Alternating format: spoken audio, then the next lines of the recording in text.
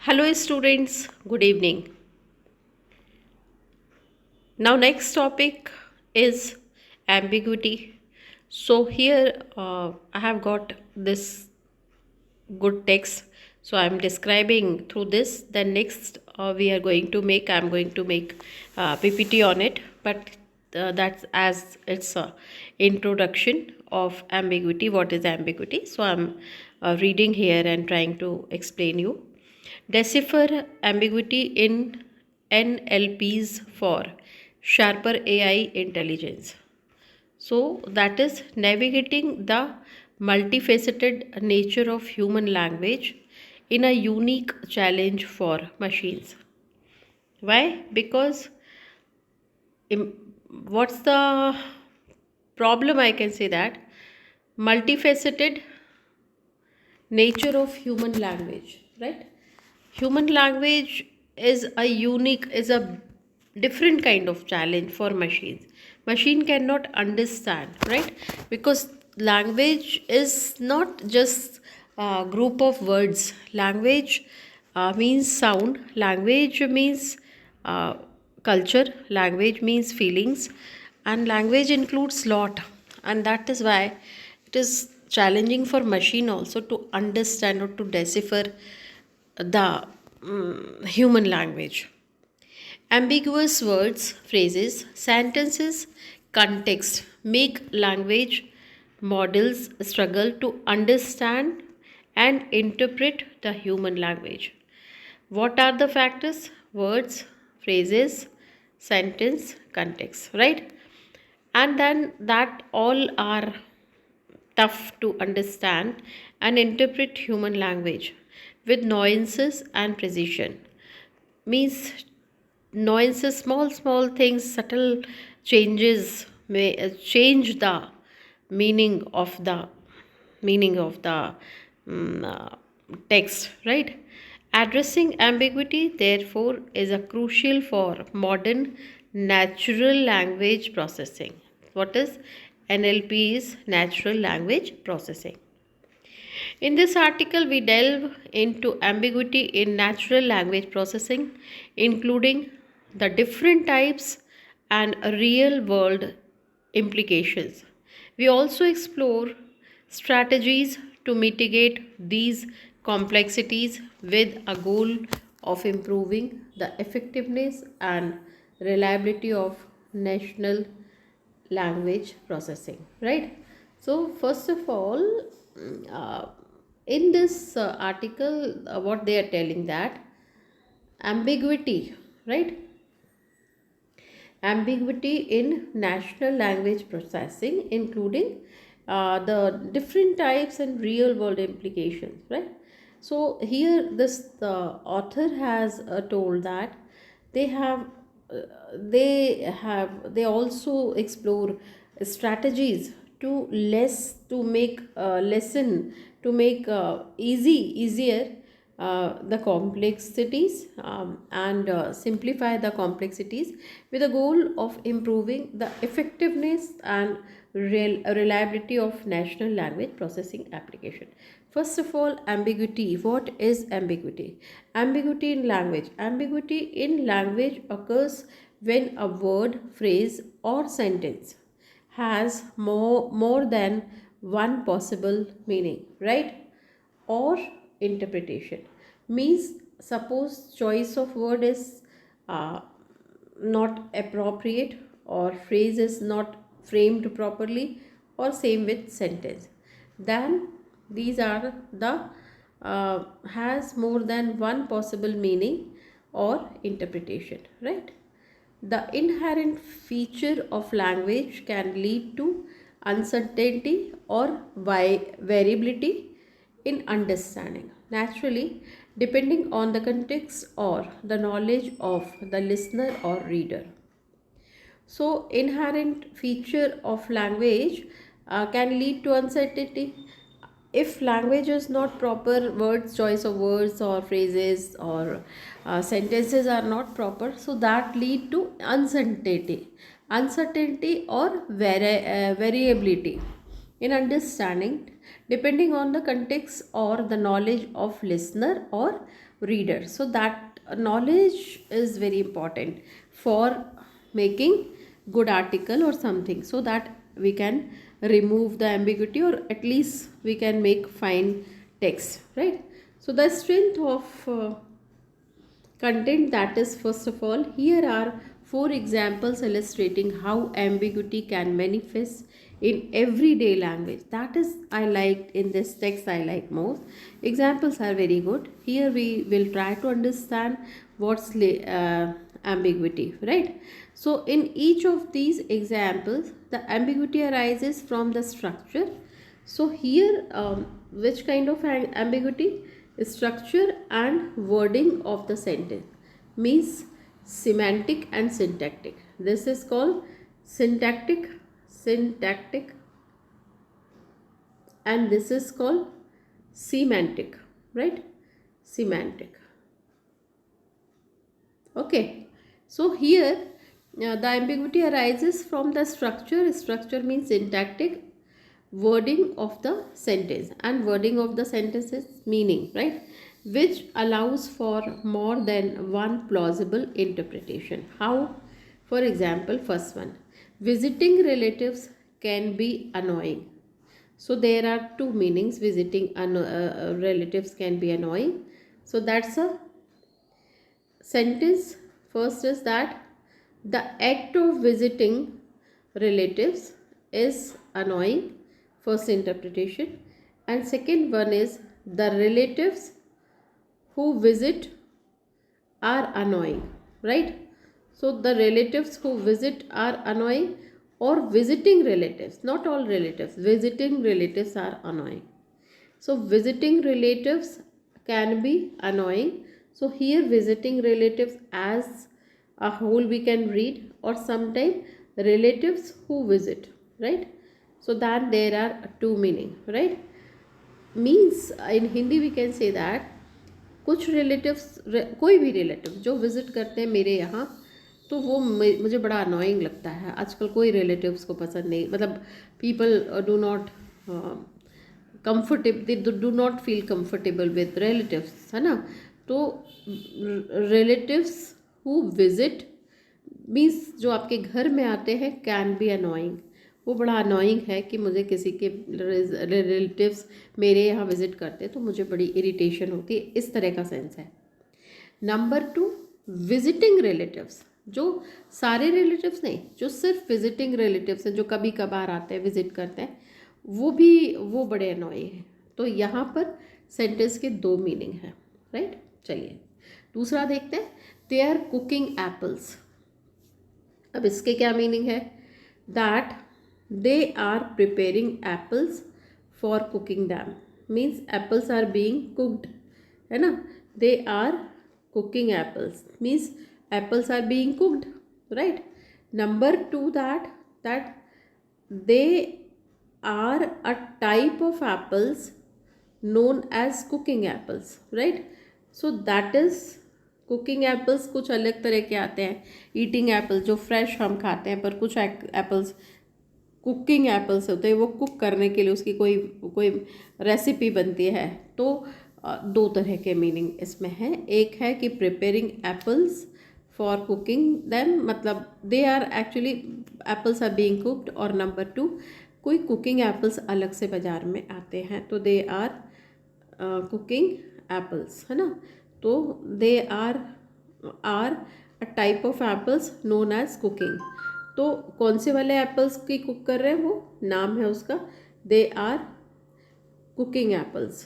तो वो जो पर्सन है वो कौन है? कुकिंग एप्पल्स है। पर्सन जो है वो they are type of apples known as cooking. कहते हैं ना कि हम किसी का कुछ नाम रख देते हैं, तो कहते हैं भाई ये कुकिंग एप्पल्स टाइप के हैं, कुछ भी इस तरह का। तो ये ऐसा इसमें मीनिंग है। फिर आगे है, flying planes can be dangerous. अब इसमें क्या है कि the act of flying planes is dangerous, right? तो मतलब हर एयरबस या एरोप्लेन बड़ा डेंजरस होता है, एक तो ये मीनिंग है। Another interpretation could be that being around plane that are flying is dangerous, right? So being around planes that are flying मतलब प्लेन्स जो फ्लाई करते हैं वो डेंजरस है। तो फ्लाइंग प्लेन्स है ना, तो फ्लाइंग प्लेन्स जो हैं इसका दूसरा मीनिंग है कि being around planes that are flying is dangerous. तो ऐसे प्लेन जो फ्लाई करते हैं वो डेंजरस है, और पहला है कि फ्लाई सारे ही फ्लाइंग प्लेन्स बहुत डेंजरस हैं। ठीक है, चलिए। She stops at the bank, इसका क्या है? Refers to the financial institute bank, right. So पहला है कि वो कौन से फाइनेंशियल इंस्टीट्यूट में रुके हैं। Number 2, stops probably that's a but more context is necessary. क्यों? क्योंकि या तो फाइनेंशियल इंस्टीट्यूट या फिर कभी कभी वो रिवर का, साइड ऑफ रिवर, दोनों ही इसकी स्पेलिंग बैंक होती है। तो वो या तो फाइनेंशियल इंस्टीट्यूट वाले बैंक में रुके हैं या नदी के किनारे वाले बैंक में रुके, ये कन्फ्यूजन है, राइट। ओके, टाइप्स ऑफ, तो ये है एक example. Now types of ambiguity in language in national processing language. अब एम्बिग्विटी कैसे होती है? Ambiguity manifest in various forms that affect the interpretation of language. अगर एम्बिग्विटी है तो एम्बिग्विटी है तो फिर आपको एम्बिग्विटी है तो इंटरप्रिटेशन चेंज हो जाता है ऑफ लैंग्वेज बाय मशीन। वो तो समझ नहीं पाती और वो इंटरप्रिटेशन ही चेंज कर देती है। अंडरस्टैंडिंग द, जैसे मैं आपको एक ऐसा बताती हूँ, आपने उसमें डाला हिंदी वाला गूगल ट्रांसलेशन में, राम आम खाता है ना, खाता है, तो आप उसको डालोगे तो लिखेगा कि सपोज राम ईट्स मैंगो, जबकि हम इसको इंग्लिश में लिखते हैं राम ईट्स अ मैंगो, है ना। तो अब यहाँ पे क्या है? राम खाता है आम, एक आम, ऐसा मीनिंग। तो कभी कभी फिर उसका मीनिंग ही चेंज हो जाता है। चलिए, लेक्सिकल एम्बिग्विटी पहली है, लेक्सिकल एम्बिग्विटी, है ना। तो हमने देखा ambiguity manifest various forms that affects interpretation of language by machine. Understanding the different types of ambiguity is crucial for improving the accuracy and effectiveness. Number 1, lexical. Lexical ambiguity happens when a word has more than one meaning. A word has more than one meaning. When a model tries to understand language, it needs to figure out which meaning is right one in the context it is used, right? So this can be tricky because the model has to look at the other words around it to guess the correct meaning. It is important for model to get the right, especially when they are translating languages or helping us find specific information online. Example, the word bat can refer to a flying mammal, right? So bat is flying mammal or piece of sports equipment, और उसको भी bat कहते हैं, है ना। Without context, an NLP system might find it's changing to discern whether a sentence is discussing wildlife or sports. तो वो तो उसको जो समझ में आएगा वो कर देगा। तो यहाँ पे क्या है कि लेक्सिकल एम्बिग्विटी वर्ड्स के कारण होती है ना। अभी हमने देखा कि वर्ड्स के कारण एम्बिग्विटी होती है। When a model tries to understand language, it needs to figure out which meaning is the right one in context it's use. तो वो उसके पास, मशीन के पास बहुत सारे मीनिंग्स है, मॉडल के पास बहुत सारे मीनिंग्स है, तो समझ नहीं पाता। और this can be tricky because the model has to look at the other word around it to guess the correct meaning. It is important for models to get this right. तो model को correct उस particular situation में क्या correct word है वो उसको find out करना बहुत ज़रूरी है। तो उसको लेक्सिकल एम्बिग्विटी वर्ड के कारण आती है। फिर syntactic ambiguity is about confusion in how words are grouped together in a sentence, है ना। तो sentence is a group of word, तो वो वर्ड्स के ग्रुप सब्जेक्ट है प्लस वर्ब है प्लस ऑब्जेक्ट, किस तरह से उनका ग्रुपिंग की गई है। The same words can be put together in different ways to mean different things. For example, a sentence could be confusing and you might not if know if a word is describing a noun before it or after it. Models need to analyze the sentence structure carefully to understand what the sentence is really saying, which is crucial for tasks like translating or summarizing text. The phrase I saw a man with a telescope, है ना, तो I saw a man with a telescope, and which could mean that observer used a telescope to see the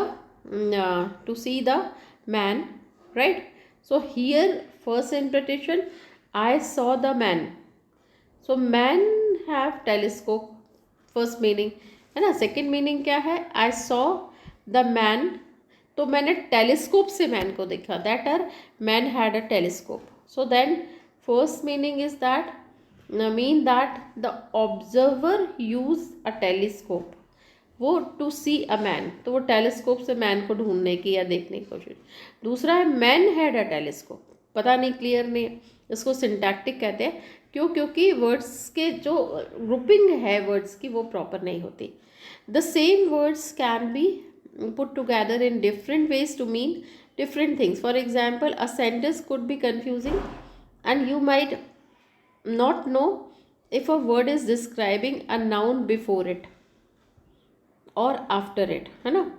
तो क्या कह रहा है, you might know if a word is describing a noun before it or, तो ये confusion create होता है। आप तो ये example याद रखो, ये syntactic का है क्योंकि ये sentence is not framed properly, है ना। फिर semantic ambiguity occurs when a whole sentence or phrase could mean two different things. कैसे? A whole sentence or phrase could mean that two different thing.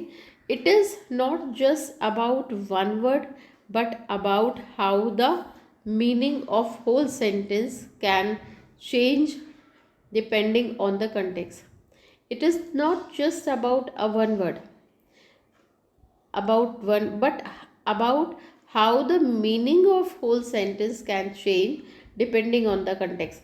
तो अगर आपकी चॉइस ऑफ वर्ड जरा सी भी change हो गई तो क्या होती है, होल सेंटेंस का frame could mean two things. It is क्या बोल रहा है कि semantic ambiguity occurs when a whole sentence or phrase could mean two different thing, तो उसके अलग दो मीनिंग हो सकते हैं। It is not just about one word but about how the meaning of whole sentence can change depending on the context. तो एक word से वो कंटेक्स्ट ही चेंज हो जाता है।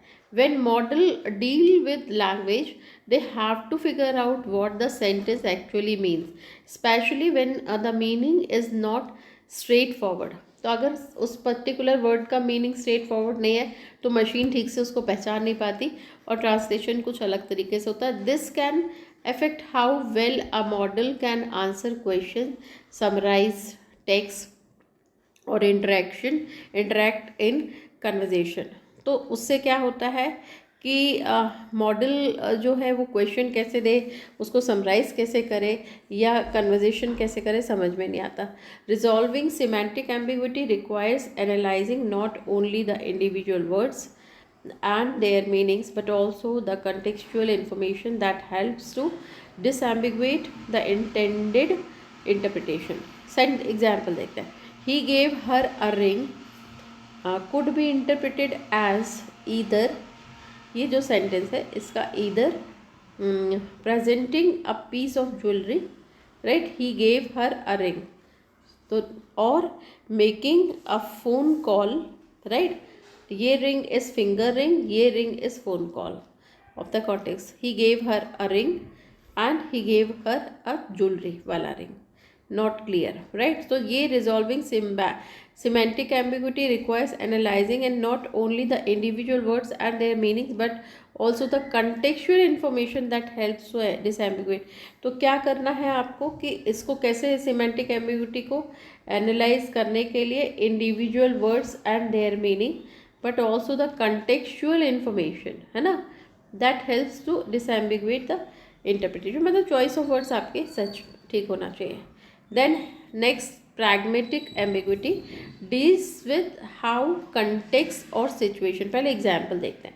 Can you open the window? Pragmatic है ना, could be a request for action or merely question about one's ability to open the window depending on the tone and context. आप किस tone और context में बात करें.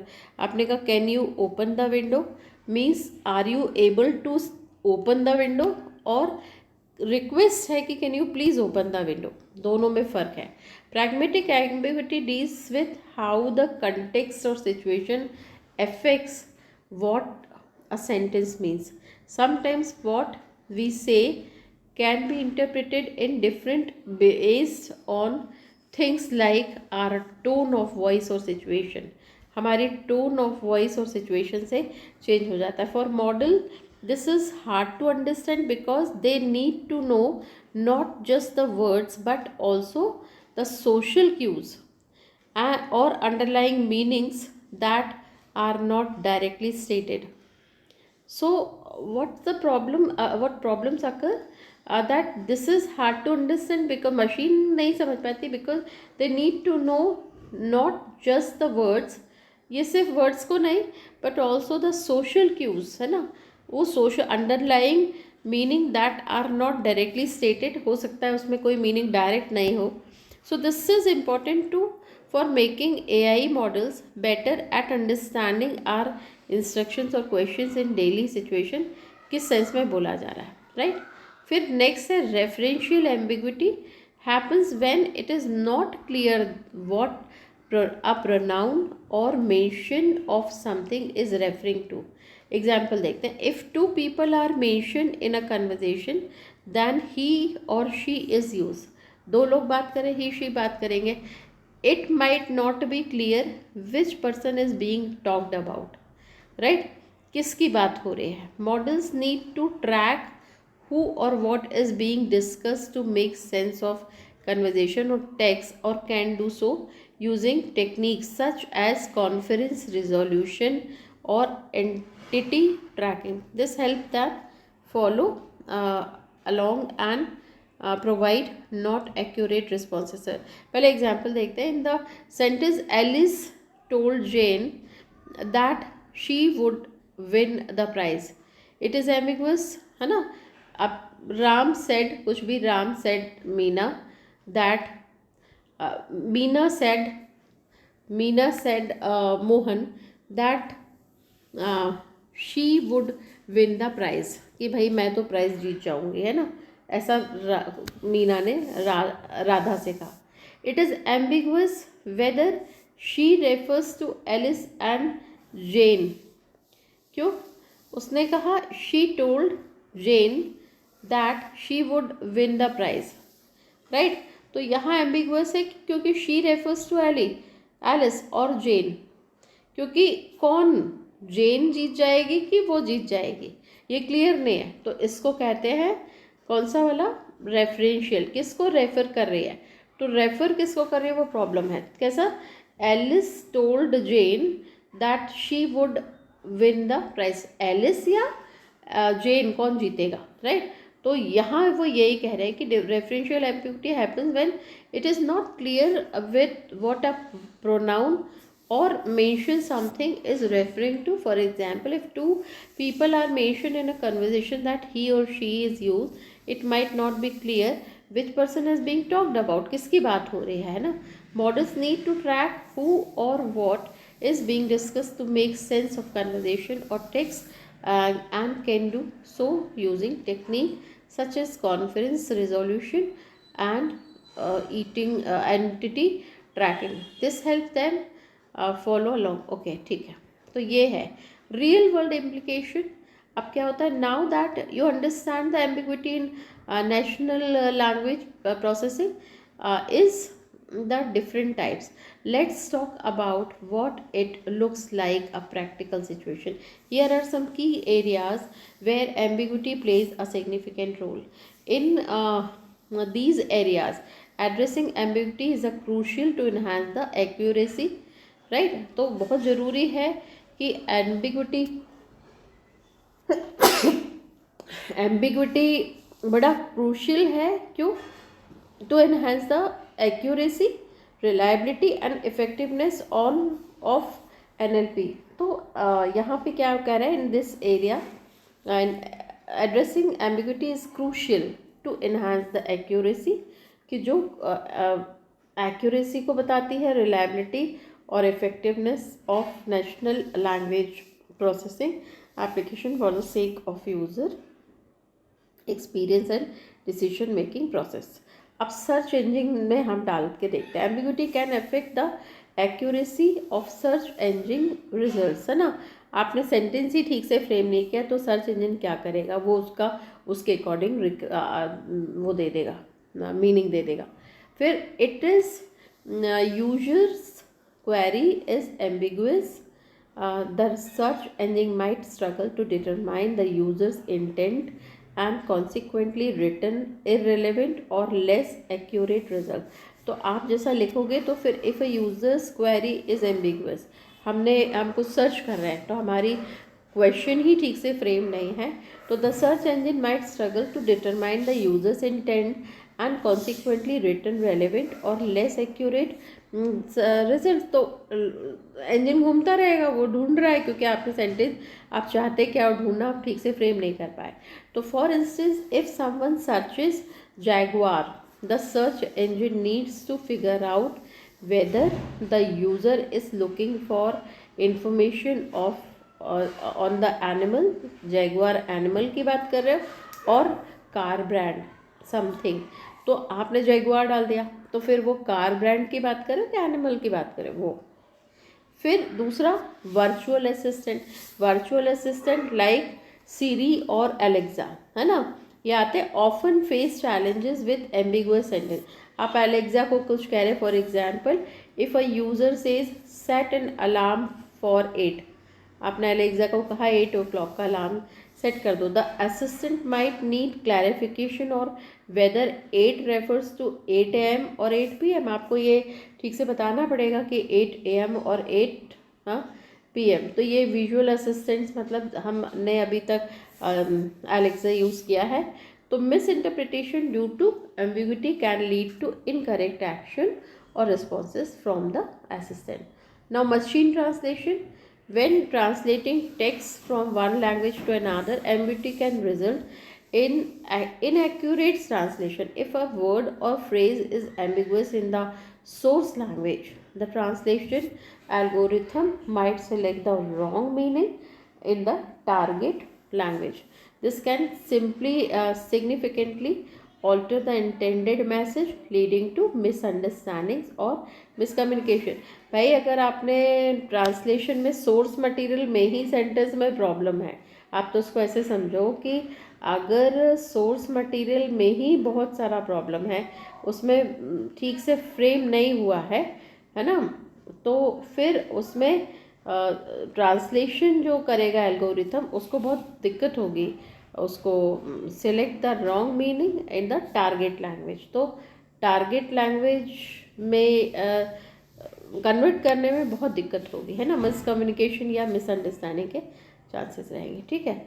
फिर sentiment analysis ambiguity can lead to incorrect assessment the sentiment express in text data. For example the phrase this is sick, right, could be interpreted as either positive or negative depending on the context and prevailing use of the word sick in the used demographic or region, है ना. तो ये sick जो है users demographic और users reason किस जगह से है. तो यहाँ पे आप याद रखो कि यहाँ सेंटिमेंट्स का एनालिसिस करना भी बड़ा चैलेंजिंग है मशीन के लिए. तो ambiguity can lead to incorrect assessment of the sentiment express in the text data, तो वो बड़ा हो जाता है, दिस इज सिक, है ना, तो वो है। फिर legal and compliance, ambiguity in NLP can have serious implication in legal and compliance context where precision is crucial. For example, if a compliance monitoring tool misinterprets the meaning of communication due to ambiguity, it could either fail to flag a genuine compliance issue or raise false alarm, leading to unnecessary investigations or overlooking actual complex. ये आप इसको इस तरह से समझो कि अगर आप लीगल और उसमें भी किसी चीज़ को डालोगे, अब आपने एक बार मिस इंटरप्रेट, आपने कुछ गलत सेंटेंस फ्रेम करके डाल दिया, तो हो सकता है आपको वो 10 चीज़ें आपसे डिटेल मांगे जो लीगली चाहिए होती है उसको, ये चैलेंज आता है। फिर customer service, in automated customer service scenarios ambiguity can result in customer frustration and misinterpreted communication if a chatbot or automated system misinterprets the a customer's ambiguous query। आपने उसमें डाला आपको क्या चाहिए लेकिन आप कुछ और निकालना चाह रहे हो, तो क्या हो जाएगा, it may provide irrelevant information, fail to resolve the customer's issue or escalate the situation unnecessarily. तो सिचुएशन ज़बरदस्ती वो हो जाएगी, right.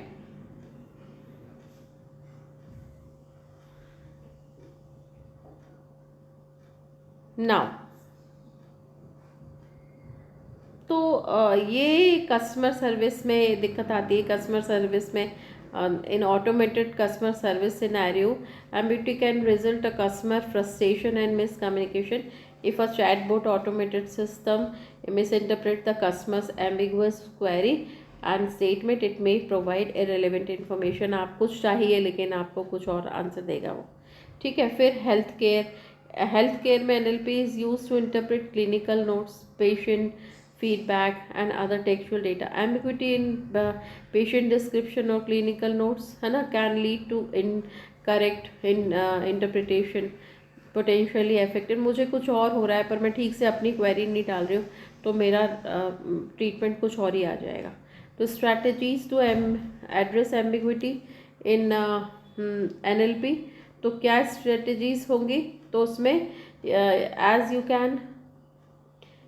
you can ambiguity's potential to disrupt language system is significant। तो कैसे कि आप ambiguity's potential to disrupt language system is significant। तो सबसे पहले if you work with NLP you will need some strategies to address ambiguity। कौन से हैं, पहला तो contextual analysis involves using broader context in which a word or phrase appears to determine meaning। For example, NLP system understanding the sentences before and after or the overall topic of the text can provide clues about ambiguous word or structures। This approach help disambiguate words with multiple meanings। तो NLP क्या करता है, understanding the sentence before and after और overall topic of the can provide clues। तो ambiguous words, तो हम उसके बहुत सारे context अगर हम दे देंगे तो this approach can help disambiguate words with multiple meaning और clarify the relationship between words in a sentence, है ना, enhancing the systems comprehension and response accuracy। machine learning approaches, machine learning algorithm, especially those based on deep learning, can be trained on large database। तो machine को वैसा treatment देना पड़ेगा, recognise patterns of and nuances in language, जो छोटी छोटी बातों को भी पढ़ लेगा और helping to resolve ambiguity. This model learn from context with word associations and use patterns in vast amount of text। over time they can adapt to new context। तो ये इस तरह के है, बहुत सारे solutions बताए हैं उन्होंने, तो वो हम कर सकते हैं, ठीक है। पर मोर और लेस ये है कि सेंटेंस में अभी हमने देखने की कोशिश की कि एम्बिग्विटी क्या होती है और एम्बिग्विटी से क्या क्या इश्यूज़ आ सकते हैं, ठीक है। तो ये एक छोटा सा नॉर्मल वीडियो था, मैंने आज बनाने की कोशिश की। Thank you so much, God bless you. ओए बाबा।